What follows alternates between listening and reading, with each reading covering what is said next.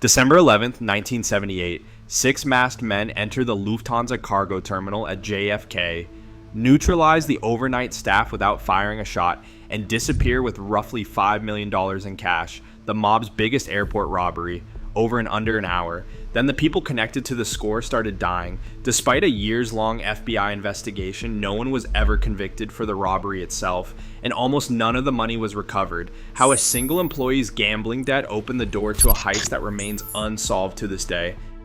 At 3 in the morning on December 11th, 1978, Lufthansa Air Cargo Building 261 at JFK International Airport operated under typical graveyard shift conditions. A skeleton crew of handlers processed cargo inside the quiet terminal, unaware that a routine cash shipment made them targets. Suddenly, six masked men slipped through a side entrance.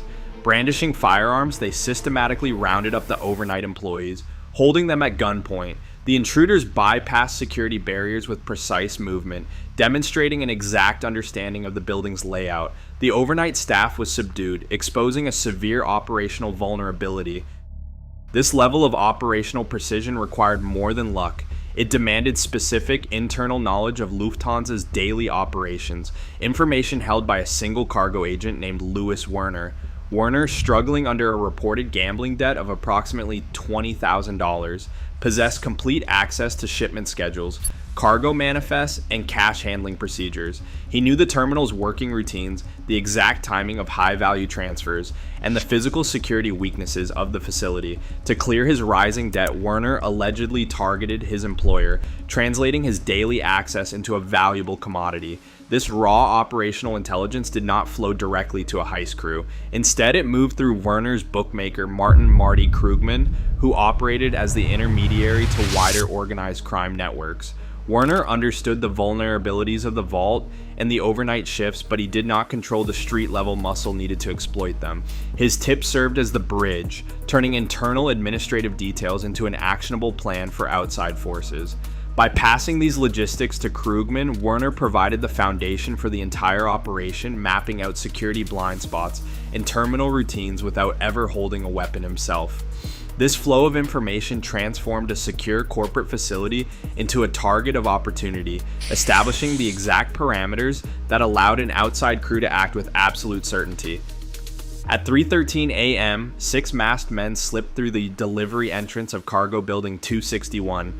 Wearing dark clothing and ski masks, the team moved through the service corridors with mechanical efficiency, utilizing a direct path that bypassed the terminal's security blind spots. They rounded up the graveyard shift employees, herding them into the lunchroom. No shots were fired and no one was physically harmed. Still, the compliance of the night staff was absolute, enforced by the constant threat of handguns and shotguns. A supervisor was forced at gunpoint to unlock the steel vault door, successfully bypassing the silent alarm system. With the vault unsecured, the intruders began a single, highly disciplined sequence of loading. They systematically transferred heavy cargo containers of cash and jewelry into a black Ford Econoline van parked at the loading dock. Every movement followed a strict, rehearsed timetable. Just 64 minutes after cutting the gate padlock, the men closed the van doors and drove away into the pre-dawn darkness. They left the terminal staff bound and shaken but alive. The speed, silence, and absolute control of the operation revealed an experienced crew that knew exactly what they wanted, where to find it, and how to escape before anyone could sound the alarm. The inventory of the stolen cargo comprised $5 million in unmarked bills, alongside diamonds and jewelry valued between $800,000 and $875,000. Though subsequent estimates varied due to currency rounding and appraisal differences, the overall total hovered near $5.8 million. At the time, this was the largest cash robbery in American history, making the airport theft an instant national story. The immense scale of the haul drew immediate federal intervention, forcing investigators to look for an established criminal network capable of moving and dividing assets of this magnitude. Federal investigators searching for a network capable of managing such a massive haul focused their attention on an active crew in Queens. This group was widely believed by law enforcement to operate under James Burke, an organized crime associate closely tied to the Lucchese crime family. While Burke had a reputation among street sources for coordinating high-value robberies, his name remained attached to the case file primarily through intelligence profiles rather than immediate physical evidence. The federal investigation relied heavily on informant accounts, criminal associations, and tactical pattern recognition. To investigators, the heist displayed a highly organized division of labor, a clear pipeline of inside information, precise knowledge of the terminal layout, coordinated ground personnel, and prepared transportation. This structured approach aligned with the business-like operations of a Lucchese-linked crew, yet this logistical sophistication did not constitute legal proof of who actually directed the robbery. Definitively connecting Burke to the crime scene proved exceptionally difficult. While public theories and popular culture dramatizations later cemented his role in the public mind, prosecutors struggled to convert hearsay, reported relationships, and general mob patterns into admissible courtroom evidence, specifically linking him to the December 11th terminal intrusion. In the months following the December 11th robbery, the pool of potential witnesses began to contract. One by one, individuals with ties to the airport operation or the getaway logistics vanished or were found dead. These separate local homicides systematically degraded the body of direct evidence, stripping investigators of individuals who could have verified the identities of the terminal intruders. The first major disruption occurred on December 18th, 1978, just 1 week after the heist. Parnell Stacks Edwards, a 31-year-old associate tasked with disposing of the black Ford Econoline getaway van, was found shot to death in his Queens apartment. Edwards had failed to destroy the vehicle, leaving it parked in a no parking zone where police recovered it. His death silenced the primary link between the terminal floor and the disposal network before he could face formal questioning. Over the next 2 years, other associates linked to the logistics disappeared or were killed. Law enforcement developed multiple theories for this pattern. Investigators suspected a campaign of witness elimination designed to shield the organizers. Other accounts suggested the violence arose from disputes over how the $5.8 million haul was divided, as individuals demanding larger shares were targeted. These killings were investigated separately by local authorities, far from the federal robbery task force. Some of these investigations eventually produced independent prosecutions, but none legally established a single, unified motive. No one was convicted of the murders as part of a conspiracy to protect the Lufthansa loot. Instead, the primary consequence of these deaths was the total erasure of potential testimony. The physical absence of these figures left the federal file reliant on circumstantial links, with no living participants available to corroborate the inside accounts. The federal investigation quickly expanded into a multi-layered operation, with agents pursuing physical surveillance, wiretap intercepts, airport employment records, and vehicle registration logs as distinct lines of inquiry. Investigators mapped out the complex relationships of suspected organized crime figures and analyzed cash flows across Queens, looking for sudden influxes of wealth. Yet, a fundamental barrier separated investigative intelligence from courtroom proof. While wiretaps captured ambiguous conversations and physical monitoring established associations, these records did not place specific individuals inside the terminal cargo bay or trace the stolen currency directly to their hands.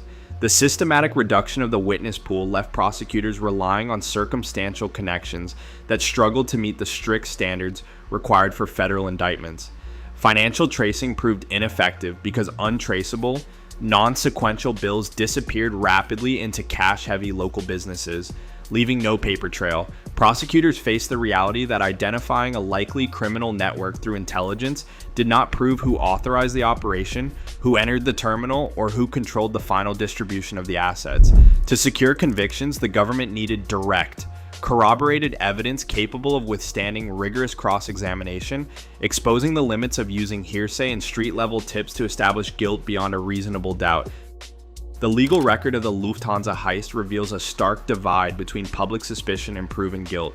Louis Werner was convicted in 1979 for conspiring to commit the robbery and aiding and abetting, a conviction upheld by the Second Circuit Court of Appeals in 1980. Yet Werner was prosecuted solely for providing the inside intelligence, not for executing the raid itself. James Burke, widely named as the mastermind, died in prison in 1996 without ever facing charges for the airport theft. His life sentences stem from an unrelated 1982 sports bribery conspiracy and a 1988 murder conviction. Decades later, a 2014 federal indictment sought to link Bonanno Capo Vincent Asaro to the heist, but a Brooklyn jury acquitted him of all charges in 2015. Ultimately, no individual was ever convicted in a court of law for planning or executing the terminal robbery. The enduring gap between public certainty and admissible evidence remains the defining feature of the case. The core of the mystery rests on a permanent absence of physical evidence. The $5.8 million simply vanished. Aside from a few scattered bills, almost none of the cash or jewelry was ever recovered. Over time, the federal statute of limitations for the robbery itself expired, permanently closing the door on direct criminal prosecutions. Investigators spent years tracing potential routes for the money. They suspected the cash was quickly divided and funneled through mob-controlled networks, moving through Queens gambling dens, neighborhood restaurants, nightclubs, and front businesses, or perhaps routed into offshore accounts. Yet no documented transaction trail ever materialized. Unlike modern digital banking, untraceable $100 bills leave no digital footprint once they are spent, split among multiple hands, or mixed into cash-heavy businesses. The jewelry similarly disappeared into the black market, leaving theories of its disposal as mere possibilities rather than confirmed recovery pathways. This total lack of a financial trail severed the connection between the crime scene and the organizers. Decades later, the ultimate destination of the stolen assets and the true identities of the men who entered the Lufthansa vault remain unanswered questions. Today, those millions remain absorbed into the financial underbelly, entirely untraceable. The silence bought by violence still holds. The case stands as a monument to the limits of justice, where the truth remains buried alongside the witnesses. What do you think happened to the money? Share your thoughts in the comments below.